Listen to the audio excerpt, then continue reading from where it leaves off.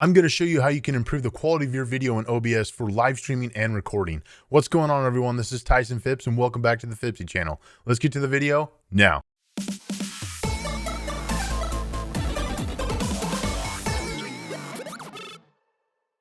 Before we get too far into the video, if you want to continue to see more content on audio and video support for recording and live streaming, make sure to smash that like button and hit subscribe so you can stay up to date with all the content that I put out weekly. Let's get to the video now. The first thing that we want to do is we want to come over into scenes, and we're going to add another scene. We're going to call this our camera because this is just going to be our main camera. We can reposition this around, but then we're going to add a video capture device. And for this, we can just leave it named video capture device and then select the device that you're using. For me, it's Camlink 4K. It's not going to put my face on here because I'm using it on my other recording screen, but this is going to add the actual video capture device for your recording. All right, now that we have our video capture device inputted into OBS, we're going to go over to settings. We're going to go to output. From here, we're going to start with streaming. Up top, you want to leave these settings pretty much the same. You don't want to change them. If you don't have NVENC New selected, make sure that you select NVENC New. If you have the ability to use one, select it. It's going to improve the quality of your stream tremendously. Down below, we want to have our rate control, CBR. This is going to be a constant bit rate. This is going to be really important for streaming sites. You don't want to have variable bit rate, which you would have with any of these other settings. It is going to decrease and increase the quality too much and really just make it non-static, which is not what streaming sites want. Have your bitrate set at something that makes sense for your internet as well as the quality that you're trying to get into your live stream. 6,000 is where I stream at. That's the max that you can be at without being a partner on Twitch.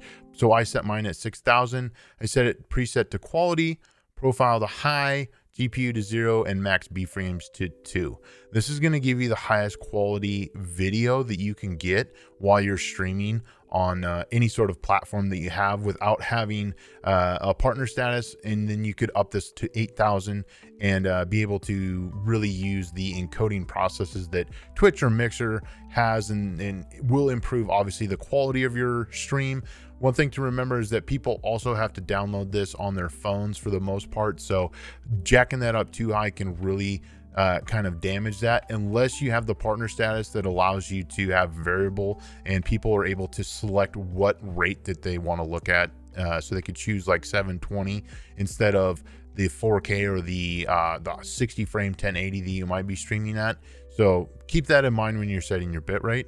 But this is going to take care of our streaming section. Now that we have our streaming settings set up, we're going to jump on over to recording. This is where it's going to get a little bit different. We're going to have different settings for our streaming and our recording because we do not need a constant bitrate when we're recording, and we can shoot for overall higher quality. We're going to set our rate control to CQP. Now with the CQ level, the lower that you put this number, the higher quality the video is going to be. I set mine at 14, and I really feel like that is the optimal spot that you can get and not have any tears or any huge problems with very large file sizes. Set that to 14. You can up that if you also need to. Let's say you have an older graphics card, you can set that to 15, 16, but this is going to give you a higher quality video control while you're recording. Set your keyframe interval to 2. Again, we're going to be shooting for quality, and then profile to high. Set your max B frames to 2. Hit apply, and then okay. The last thing that we want to do for our color settings, depending on if you're streaming or if you're recording, is you want to come up to file and go to settings and go to advanced. So if you are streaming, you want the color format to be NV12. That is going to go a lot better with your stream. It's going to be a lot easier to get the file format out there. If you stream in any of these other color formats, it's going to really mess it up and could potentially cause your stream to stutter because you're going to be having trouble uploading it. So if you are streaming, be in NV12. If you are recording, however, you want to be in RGB. So put it to RGB.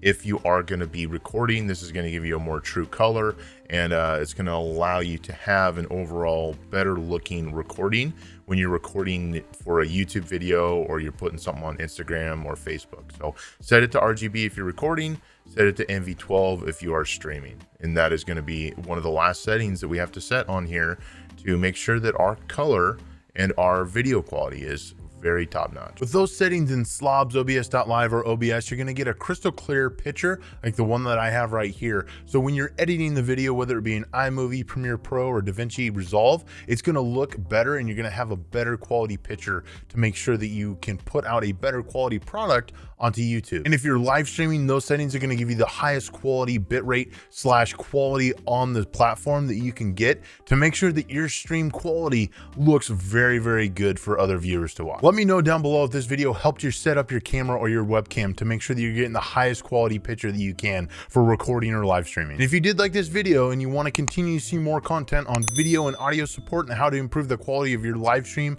or your YouTube video, make sure to smash that like button and hit subscribe so you can stay up to date with all the content that I put out weekly. Also, you can catch me streaming live Monday, Thursday, Friday at 7 p.m. Pacific time on Twitch at tfipsy.tv. Come swing by and say hi, and if you have any additional questions, drop them in chat. Love to help you out. And with that, this has been Tyson Phipps. We'll catch you on the Phipps side. Bye-bye. All right, let's hit these shots.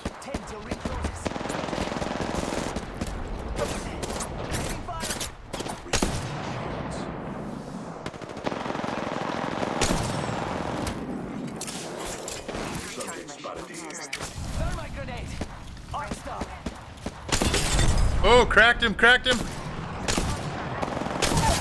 Got him. Let's go.